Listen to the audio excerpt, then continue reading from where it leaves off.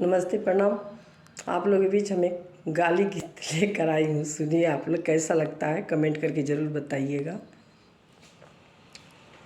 अगुआ के दीदी के नेवता दिहानी, अइबो कैली खइबो कैली, दू चार पूरी चोरइबो कैली, कुत्ता समझ के मरबो कैनी, जोर से चिल्लइबो कैली, कोई लेगा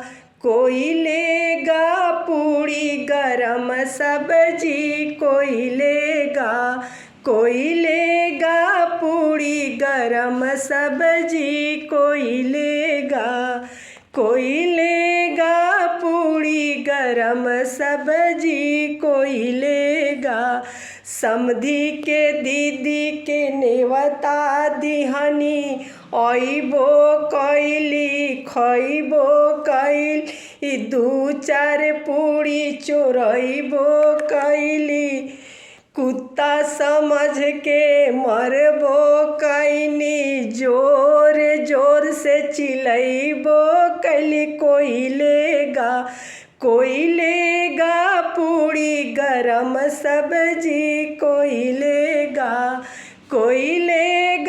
पूरी गरम सब्जी, कोई लेगा पूरी गरम सब्जी, कोई लेगा पूरी गरम सब्जी, कोई लेगा।